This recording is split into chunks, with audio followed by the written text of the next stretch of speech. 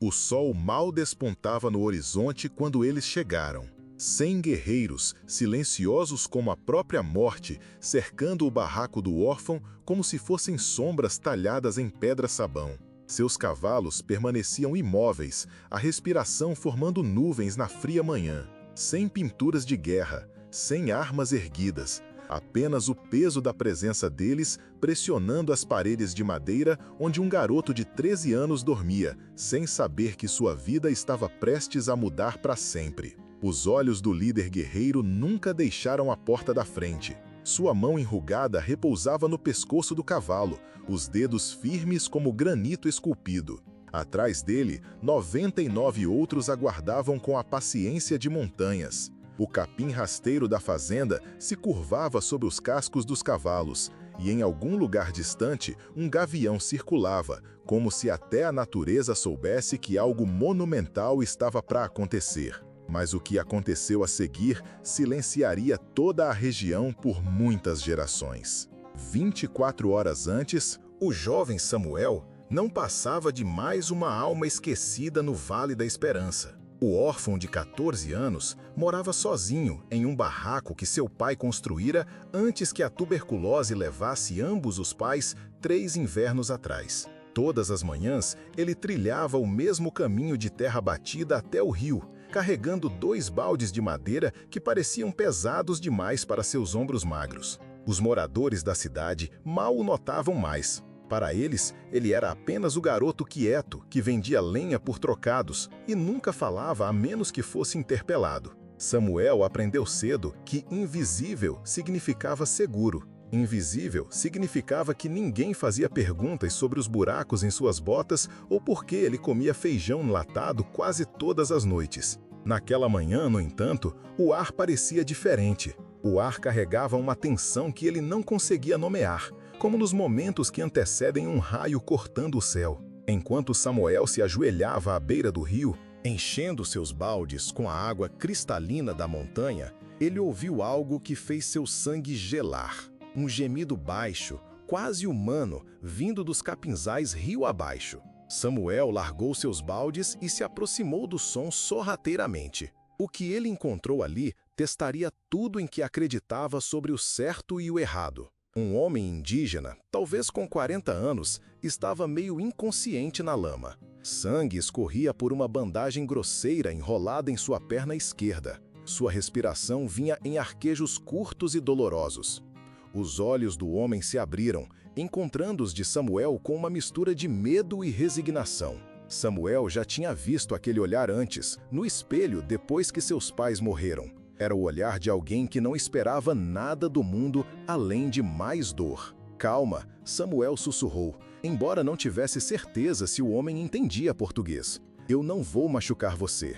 Samuel conhecia as histórias, os avisos. No mês passado, 3 colonos foram encontrados mortos perto da Serra do Mar. E o pessoal culpou a tribo Guarani que vivia nas matas sagradas. O medo corria pelo Vale da Esperança como veneno em um poço. Qualquer um pego ajudando o indígena seria considerado um traidor, talvez pior. Mas olhando para aquele homem ferido na lama, Samuel viu apenas o que reconhecia em si mesmo, alguém que o mundo havia esquecido. Sem pensar 2 vezes, Samuel tirou sua própria camisa e a rasgou em tiras. Ele limpou a ferida do homem com água do rio e enfaixou a perna novamente com mãos gentis. O homem o observava com crescente admiração, como se a bondade fosse uma língua que ele quase havia esquecido. "Consegue andar?" Samuel perguntou, ajudando o homem a se levantar. O indígena assentiu lentamente, apoiando-se pesadamente no ombro de Samuel. Juntos eles seguiram rio acima até um bosque escondido onde Samuel às vezes ia para escapar da indiferença do mundo. Ele ajudou o homem a se acomodar contra um tronco caído e compartilhou seu almoço. Biscoitos amanhecidos e carne seca que, de repente, pareciam um banquete quando dados livremente. Quando o sol atingiu seu pico, o homem falou suas primeiras palavras em português arrastado. "Por que ajuda inimigo?" Samuel olhou naqueles olhos escuros e não viu nenhum inimigo. Apenas outro ser humano que estava sofrendo. "Você não é meu inimigo", ele disse simplesmente. "Se é só um homem que precisava de ajuda." Mas sua bondade logo convocaria algo muito maior do que gratidão. Ao cair da noite, a notícia de alguma forma chegou ao Vale da Esperança. Samuel nunca soube como. Talvez alguém os tenha visto perto do rio, talvez o homem ferido tenha sido avistado no bosque. Mas quando ele voltou para casa com seus baldes de água, metade da cidade o esperava em seu quintal, com rostos duros como pedra de cantaria. O delegado Batista se adiantou, seu distintivo capturando os últimos raios de sol como uma estrela cadente. Garoto, ouvimos dizer que você andou se engraçando com selvagens lá no rio. Ele estava machucado, Samuel disse baixinho. Só machucado. Esse selvagem machucado é o urso branco, rosnou Dr. Paiva, a voz de autoridade autonomeada da cidade. Ele é irmão do próprio chefe guerreiro. Você ajudou o inimigo, garoto. Você ajudou o homem cujo povo matou os Silva. O estômago de Samuel caiu como uma pedra em água profunda. Urso Branco? Ele havia ajudado o Urso Branco, irmão do cacique Pena Vermelha, líder da tribo mais temida em 3 estados. A percepção o atingiu como um golpe físico, mas mesmo assim, ele não conseguiu se arrepender de sua escolha. Ele estava morrendo, Samuel repetiu, sua voz mais firme do que suas pernas. E agora você também pode estar, disse o delegado Batista, não sem simpatia. A notícia já chegou às matas, Samuel. Eles sabem o que você fez. Eles sabem onde você mora. Naquela noite, Samuel ficou acordado, olhando para as vigas do teto que seu pai havia cortado à mão.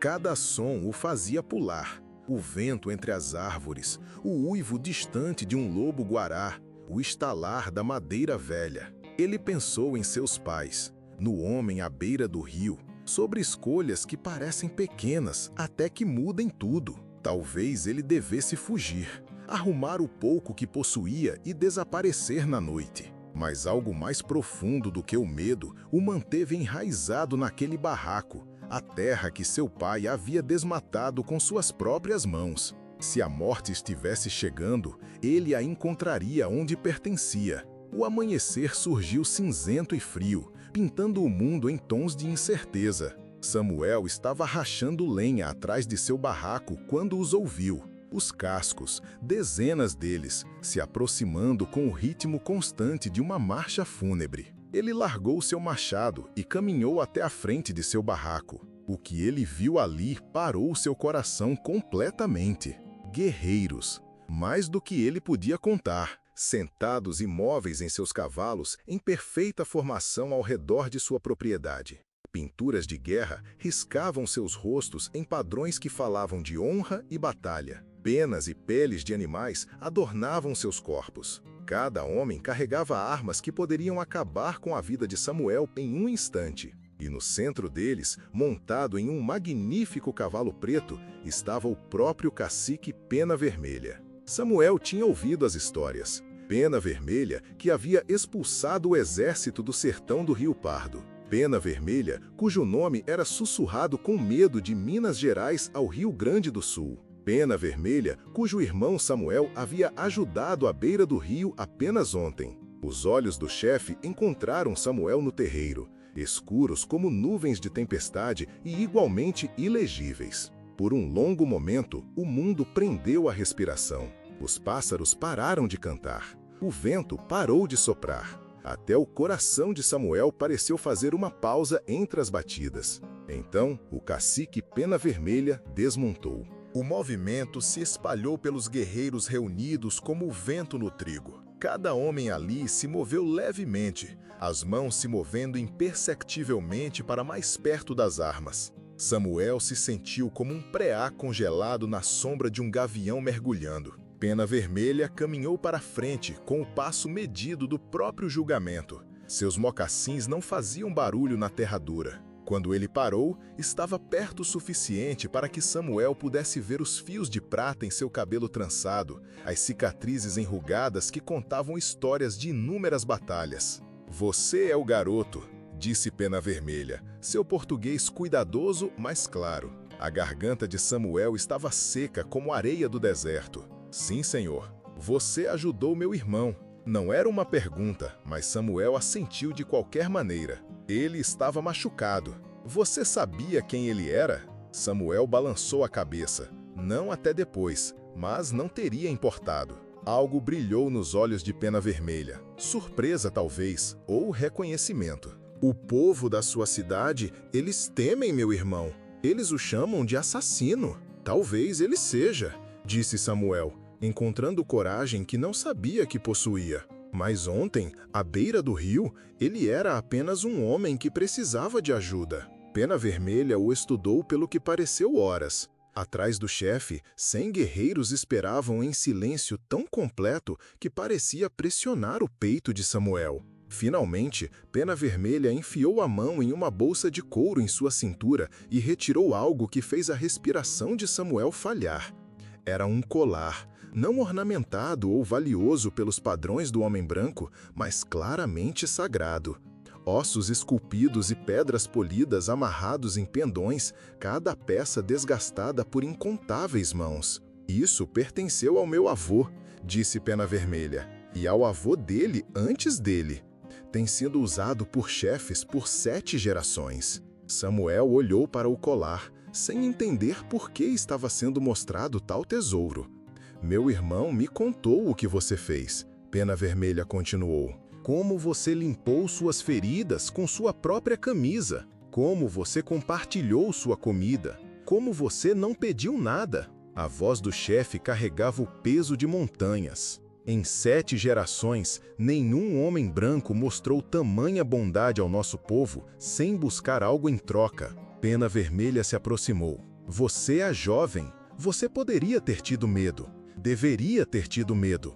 Mas você escolheu a misericórdia em vez da segurança. A honra em vez do medo. Samuel sentiu lágrimas que não esperava queimando atrás de seus olhos. Eu só fiz o que parecia certo. Sim. Pena Vermelha disse simplesmente. Você fez. O chefe colocou o colar sagrado no pescoço de Samuel. O peso disso parecia aceitar uma responsabilidade maior do que ele mesmo. Ao redor do terreiro, 100 guerreiros começaram a assentir, não em submissão, mas em respeito.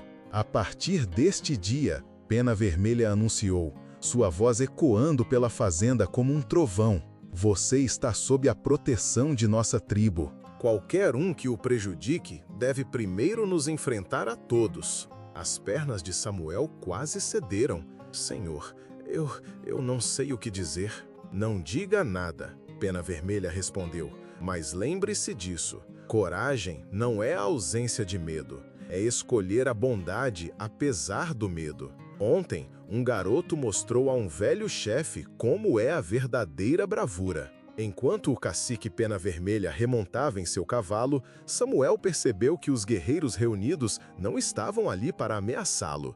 Eles tinham vindo para homenageá-lo. Um por um, cada guerreiro acenou para Samuel antes de virar seus cavalos para casa. Foi um gesto de respeito tão profundo que deixou Samuel sem palavras. Urso Branco, com a perna enfaixada, mas as costas retas, foi o último a se aproximar. Ele cavalgou lentamente até onde Samuel estava e olhou para baixo com olhos cheios de algo que transcendia as barreiras da língua. Irmão, ele disse simplesmente, e foi embora. Samuel ficou sozinho em seu quintal, o colar sagrado pesado em seu pescoço, observando a nuvem de poeira de sua partida se dissipar na quietude. O sol da manhã subiu mais alto, pintando o mundo em tons de ouro e possibilidade. A notícia do que aconteceu se espalhou pelo Vale da Esperança como fogo em capim seco. Algumas pessoas ficaram com raiva, chamando Samuel de traidor e coisa pior. Mas outros, aqueles que se lembravam o que significava ver a humanidade em todos, começaram a acenar quando passavam por ele na rua. Crianças que antes o ignoravam, agora observavam com algo próximo ao temor. O delegado Batista o visitou 3 dias depois, encontrando Samuel cortando lenha atrás de seu barraco. Ouvi dizer que você arrumou uns amigos poderosos, disse o delegado, não sem gentileza. Samuel tocou o colar por baixo de sua camisa. Eu só ajudei alguém que precisava. Essa sua simples bondade pode mudar tudo por aqui, Batista ponderou. O pessoal está começando a se perguntar o que eles teriam feito no seu lugar. Alguns não gostam da resposta que estão encontrando. Enquanto o inverno se instalava sobre o Vale da Esperança, Samuel continuou sua vida tranquila, mas tudo havia mudado. Ele não era mais invisível, não mais esquecido. O colar sagrado que ele usava o lembrava diariamente que um único ato de compaixão havia construído uma ponte através de séculos de desconfiança. Às vezes, tarde da noite, ele ficava em sua porta e olhava para as colinas escuras onde seus protetores viviam. E às vezes, apenas às vezes, ele via o brilho de fogueiras distantes e sabia que em algum lugar lá fora, alguém estava contando a história do garoto órfão que escolheu a bondade em vez do medo. A terra em si parecia diferente agora, menos dura, mais esperançosa, como se a misericórdia tivesse plantado sementes que cresceriam por gerações. No final, Samuel aprendeu a verdade mais poderosa de todas. Às vezes, o menor ato de coragem ecoa mais alto do que um trovão, e a bondade dada livremente retorna 10 vezes mais. Você teria arriscado tudo pela dor de um estranho? Conte pra gente nos comentários se você acredita que a misericórdia vale o perigo que ela pode trazer. Se inscreva para mais histórias impactantes como esta e clique no vídeo na tela para assistir ao próximo, com uma reviravolta tão profunda que vai mudar como você vê o mundo para sempre. Apoie o canal com o Valeu Demais!